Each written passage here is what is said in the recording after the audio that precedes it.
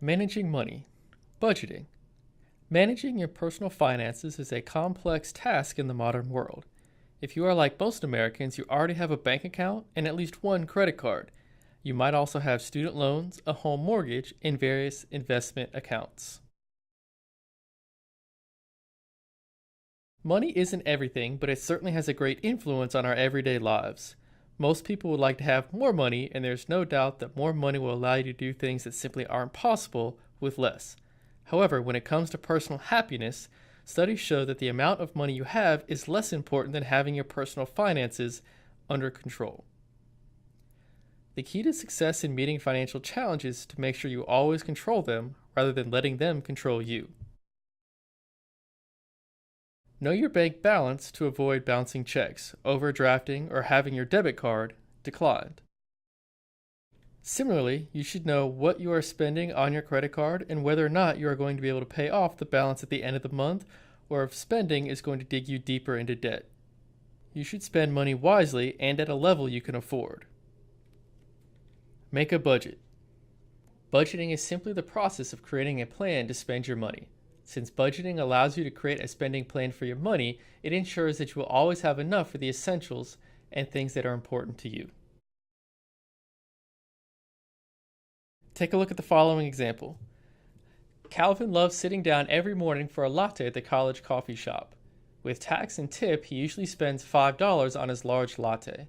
On average, he gets one per day, and about every 3 days he needs an extra boost and buys the second one. He figures this is his one indulgence. How much does Calvin spend on lattes in an average year? If we assume 365 days in a year and every third day he buys a second latte, he will roughly buy 121 second lattes. Add this to his regular daily latte, and he buys about 486 lattes per year. At a cost of $5 per latte, a simple unit conversion will show that Bobby spends about $2,430 on lattes in a given year. This might not seem too bad, however, that's about 2 months' rent for the average college student. Let's take a look at creating a budget.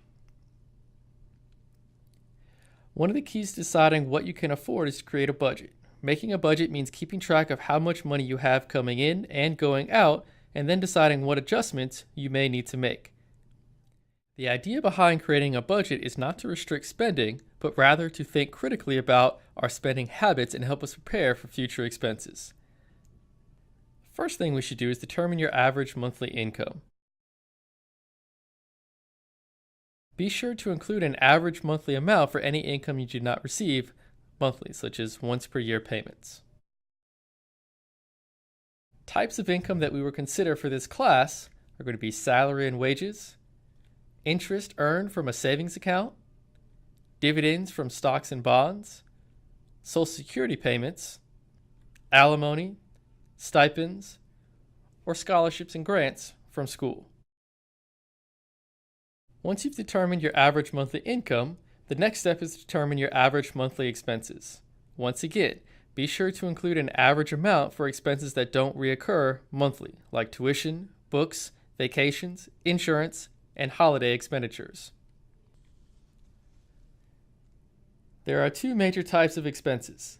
A fixed expense is an expense that occurs regularly and typically is considered a necessity for everyday living and do not change from month to month. A few examples would be your mortgage or rent, insurance, your car payment, and utility bills. A variable or flexible expense usually occurs regularly, however, is slightly different in the fact that you have some control over the amount that you spend. Some examples of flexible expenses would be food purchases, pet or child care expenditures, personal items, entertainment, and some utility bills. Again, notice utility bills can be either a fixed or flexible expense. An example of a fixed utility bill would be your cable or internet, meaning regardless of how much you watch TV or how much internet you use in a given month, the dollar amount remains exactly the same. A utility bill that would be considered a flexible or variable expense would be your electricity. And depending on how much electricity you use, would determine how much you owe the electric company for the given month. There is a third type of expense called a discretionary expense. Sometimes this is lumped in with the flexible expenses, but the idea behind the discretionary expense is that it is money that you choose to spend, like going to the movies or playing a round of golf. Typically, this would be your entertainment category.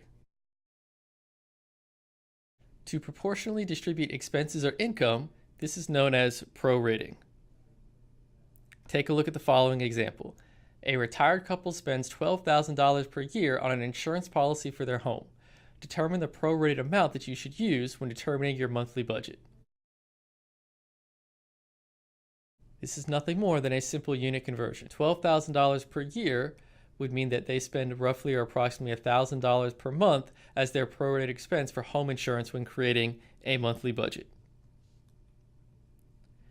Once you've prorated and determined your average monthly income and expenditures, next we want to find your net monthly cash flow. Net cash flow can be found by taking your total income and subtracting your total expenses. Ideally, your net cash flow should be positive. If your net cash flow is negative, you have a problem. You'll need to find a way to balance your budget because your expenses are more than your earned income. You'll either have to earn more, spend less, dip into savings, or take out a loan to cover those expenses. If you're like most people, a careful analysis of your budget will prove very surprising. Once you evaluate your current budget, you'll almost certainly want to make adjustments in order to improve your net cash flow for the future. There are no set rules for adjusting your budget, so you'll need to use your critical thinking skills to come up with a plan that makes sense for you. Let's take a look at a few budget problems we might see in this class. Bobby recently moved out of his parents' house after starting his new job at a law firm. He has spent the last 2 months listing all of his income and expenses. Help Bobby create a monthly budget, determine his net cash flow, and advise him on his financial situation. We can see Bobby's income listed on the left-hand column and his expenses on the right-hand side. We must ensure all income and expenses are prorated for the month before we can calculate his net cash flow. Take a look at groceries at $90 a week, health insurance at $360 quarterly, and gas at $24 a week. These must be converted to a monthly expenditure. Again, that is nothing more than a simple unit conversion. For this class, we're going to assume 4 weeks in a month, so the prorated amount for groceries should be $360 per month.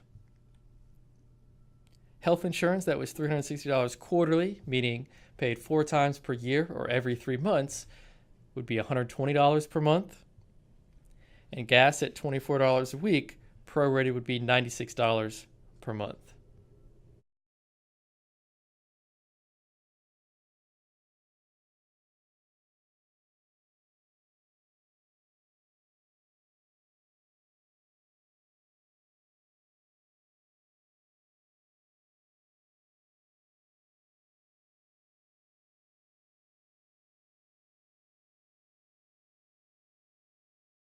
Bobby has a positive net cash flow of $714, meaning Bobby has an additional $714 to spend after all of his current expenses are paid.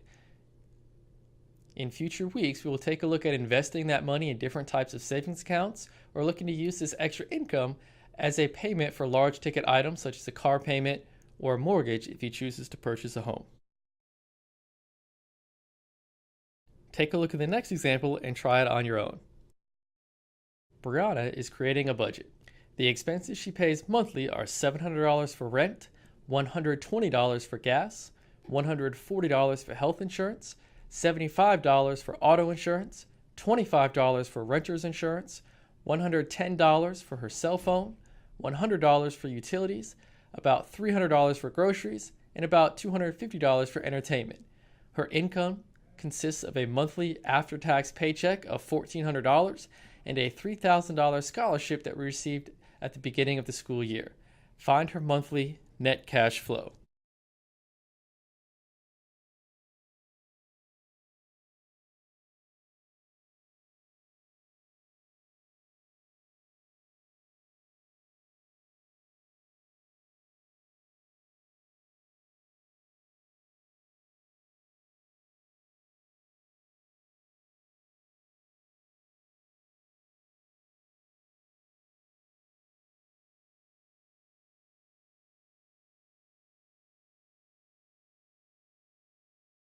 Brianna clearly has a budget problem.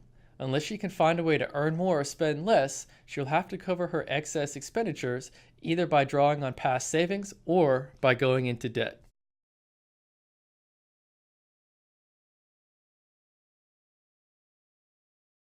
Figuring out your monthly budget is a crucial step in taking control of your personal finances, but it is only the beginning.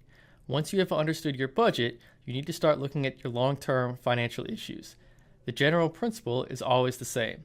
Before making any expenditure or investment, be sure to figure out how it will affect your finances over the long term. It's rare for a financial question to have a best answer for everyone. Instead, your decisions depend on your circumstances, your goals for the future, and some unavoidable uncertainty. The key to financial success is to approach all your financial decisions with a clear understanding of the available choices. We will take a look at the following issues in weeks to come. Achieving your financial goals will almost certainly require that you build up savings over time. Although it may be difficult to save while in college, ultimately you will need to begin saving. You will also need to understand how simple and compound interest works and how to choose appropriate savings plans and investments for your situation. You will probably need to borrow money at various points in your life as well.